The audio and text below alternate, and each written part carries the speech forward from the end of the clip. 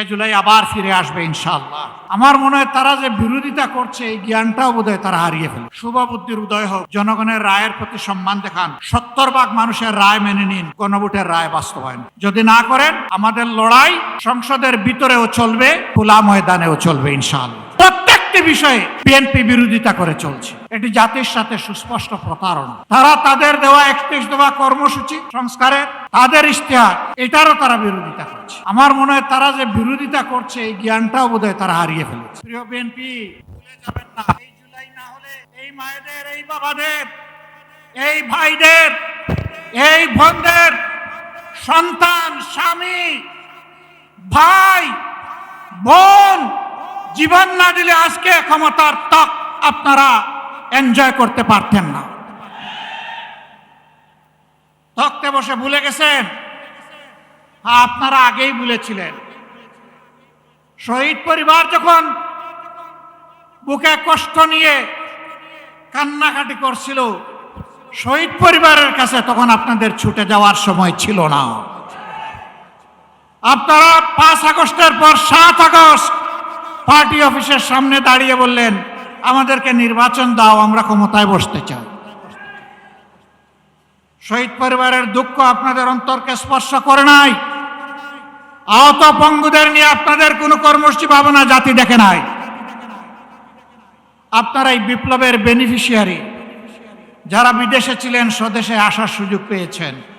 এই বিপ্লব না হলে আপনারা বোধহয় কল্পনাও করতেন না দেশে ফিরে আসা।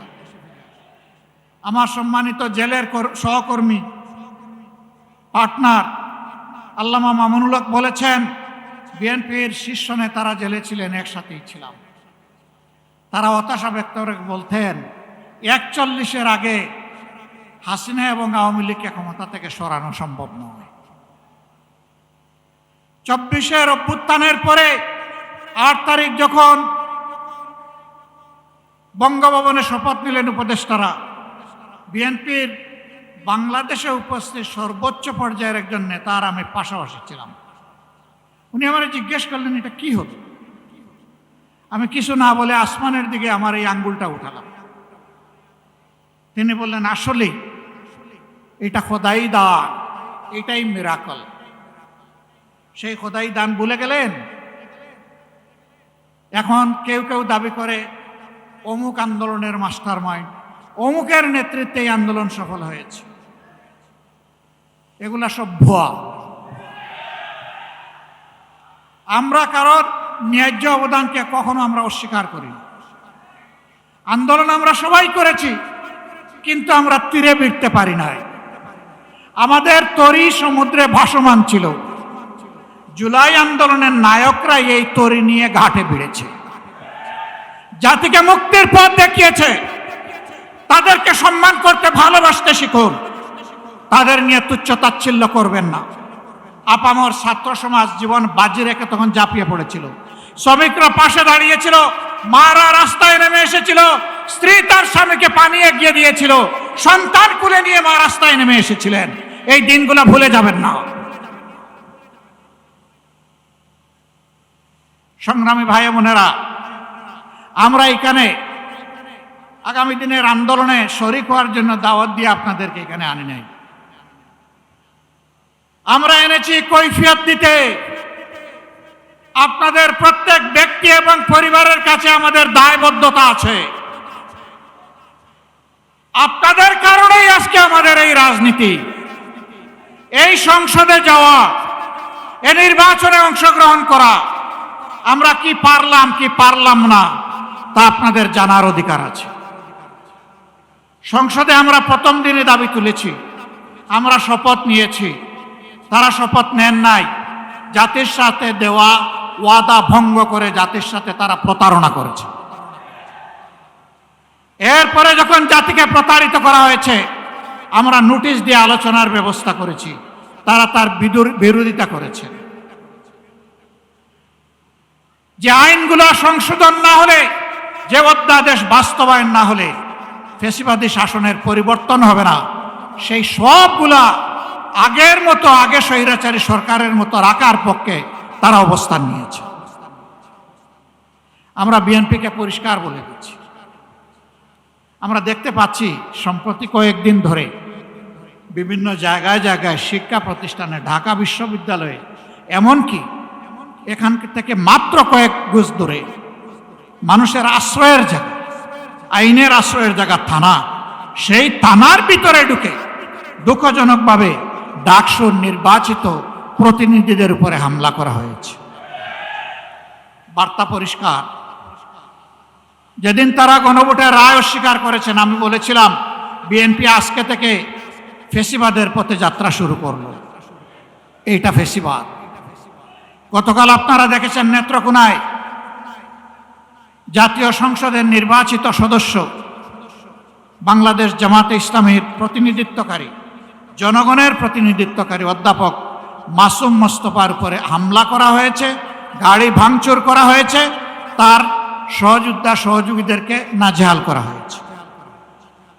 এটা কোন বাংলাদেশ? এই বাংলাদেশকে আপনারা চেয়েছিলেন? আপনাদের সন্তানদের আবার পায়ের গুড়ালি দুই টুকরা করা হোক আপনারা চেয়েছেন? আপনাদের সন্তানদের উপর প্রকাশ্য দিবালোকে দা, কিরিস, কুড়ালার হেলমেট নিয়ে আঘাত করা হোক আপনারা চেয়েছিলেন? এই বাংলাদেশকে আমরা ধিক্কার জানাই। এ বাংলাদেশ আমরা চাই না। আমরা পরিবর্তনের বাংলাদেশ চাই, যেই বাংলাদেশে শিশু যখন ঘর থেকে বের হবে, কিশোর যখন বের হবে, যুবক যুবতীরা বের হবে, আমার মা বোনেরা বের হবে, তখন কারো বুক দরু দরু করে কাঁপবে না। তারা নিরাপত্তার সাথে বের হবে, কাজ শেষ করে আবার নিরাপত্তার সাথে করে বসবে। আমরা ওই বাংলাদেশ চাই। আমরা শিক্ষা প্রতিষ্ঠানে আমাদের সন্তানদের হাতে দা, কিরিস, কুড়াল দেখতে চাই না। আমরা খাতা এবং কলম দেখতে চাই। আমরা কোনো আদুবাই দাদুবাই শিক্ষা প্রতিষ্ঠানে গিয়ে আমাদের সন্তানদের উপর সরিগুড়াক আমরা এটা দেখতে চাই না। এই সংস্কৃতি বন্ধ করতে হবে। যদি বন্ধ না করেন, মনে রাখবেন জুলাই শুধু 24 সালে ছিল না, জুলাই প্রত্যেক বৎসরে আছে। তো জুলাই যোদ্ধাদের সাথে আজকের এই জাতীয় সমাবেশে উপস্থিত 11 দলের সম্মানিত শীর্ষ নেতৃবৃন্দ, বাংলাদেশ জামাতে ইসলামীর নেতৃবৃন্দ, ছাত্র সংগঠন সমূহের নেতৃবৃন্দ, শ্রমিক সংগঠনের সমূহের নেতৃবৃন্দ এবং আমার সামনে উপস্থিত সংগ্রামী ভাই ও বোনেরা, সাংবাদিক বন্ধুগণ, নামাজের সময় আসন্ন, কথা আমি বেশি বলবো না। আমি শুধুমাত্র আপনাদের কাছে, দেশবাসীর কাছে, শহীদ পরিবারের কাছে, জুলাই যোদ্ধাদের কাছে আমাদের দেওয়া ওয়াদা, অঙ্গীকার আরেকবার পুনর্ব্যক্ত করার জন্য এখানে দাঁড়িয়েছি। সংসদের ভিতরে সরকারি দল, বিরোধী দলের এমপিরা যখন কথা বলেন, তখন সকলেই জুলাই যোদ্ধাদের কথা বলেন। কেউ কেউ শরীফ উসমান হাদি শহীদের কথাও বলেন, কিন্তু কার্যত আমরা সরকারি দল থেকে তার উল্টাটা দেখতে পাই। দুইটা ভোট একসাথে হলো, একটা ভোটের রায় তাদের পক্ষে গেল, মেনে নিলেন। তারা দাবি করেন 51% মানুষ তাদেরকে ভোট দিয়েছে। আরেকটা ভোটে জনগণ 70% গণভোটে হা বলেছে। তারা 51% মানেন, কিন্তু 70% মানেন না। এটা লজ্জার, এটা দুঃখের। ওই 70%-এর রায় যেদিন বাস্তবায়ন হবে, বাংলাদেশ থেকে সত্যিকার অর্থে সেদিনই স্বৈরতন্ত্র বা ফেসিবাদ বিদায় নেবে। বিএনপি প্রত্যেকটি বিষয়ে পতিত, পালিয়ে যাওয়া ফেসিবাদের রাস্তা ধরে হাঁটা শুরু করেছে। আমরা একসাথে মজলুম ছিলাম। বিনয়ের সাথে বলতে চাই, হাজার চেষ্টা করেন ওই আওয়ামী লীগ হতে পারবেন না, দুর্বল আওয়ামী লীগ হতে পারবেন। সেই আওয়ামী লীগ যারা জাতিকে নিয়ে, বিরোধী দলকে নিয়ে ব্যঙ্গ বিদ্রুপ করত, আজকে তারা কোথায়? আপনারা একই কাজ শুরু করেছে।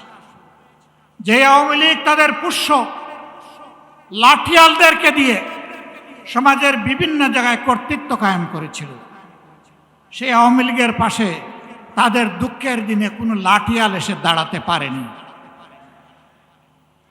আফসোসের বিষয়, রাষ্ট্রের মৌলিক যে সমস্ত জায়গায় পরিবর্তন দরকার সুশাসন কায়েমের জন্য, সত্যিকারের স্বাধীনতার স্বাদ জনগণকে দেওয়ার জন্য, এবং আল্লাহর পর ভরসা করে বলতে পারি এই লড়াইয়ে জনগণের বিজয় হবে ইনশাআল্লাহ। আমরা আপনাদের কাছে কথা দিয়েছি আগে, এখনো কথা দিচ্ছি। আমার সহযোদ্ধারা যেমন বলেছেন, ইনশাআল্লাহ আগামীর লড়াইয়ে জাতির প্রয়োজনে সামনের সারিতে থেকে আমরা যুদ্ধ চালিয়ে যাব। আমাদের জীবনটা আল্লাহর জন্য, মানবতার জন্য, দেশের জন্য, জাতির জন্য। আল্লাহ যদি কবুল করেন গর্বিত শহীদ হয়ে দুনিয়া থেকে বিদায় নিব ইনশাআল্লাহ। গতকালকেও এই জায়গায় আরেকটা সমাবেশ ছিল, পরিষ্কার বলেছি, সিগালের মতো 100-1000 বছর বাঁচতে চাই না, বিড়ালের মতো বাঁচতে চাই না, সিংহের মতো প্রয়োজনে 1 সেকেন্ড আয়ু চাই আল্লাহ তাআলার কাছে। ওইটাই করবে ইনশাআল্লাহ, জনতার বিজয় হবে। আমরা নিরাশ নই, আমরা গভীর আশাবাদী। এ বাংলাদেশ পাল্টাবে, নতুন বাংলাদেশ গড়া হবে ইনশাআল্লাহ। সেই বাংলাদেশ গড়ার প্রত্যাশায় সারা দেশবাসীকে আমরা পাশে চাই এবং আমরাও দেশবাসীর সাথে থাকতে চাই। আমাদের কোনো নিজস্ব দলীয় ব্যক্তিগত কোনো দাবি দেওয়া নাই। আমাদের সমস্ত দাবি দেওয়া দেশবাসীর অধিকার আদায়ের জন্য। এ লড়াই চলবে ইনশাআল্লাহ, লড়ে যাব ইনশাআল্লাহ, আল্লাহ সাহায্য পাবো ইনশাআল্লাহ, আমাদের বিজয় হবে। আল্লাহ হাফিজ। বাংলাদেশ জিন্দাবাদ। বাংলাদেশ জামাতে ইসলামী জিন্দাবাদ। 11 দলীয় ঐক্য জিন্দাবাদ। জনগণের বিজয় হোক। 36 জুলাই জিন্দাবাদ। আসসালামু আলাইকুম ওয়া রাহমাতুল্লাহ।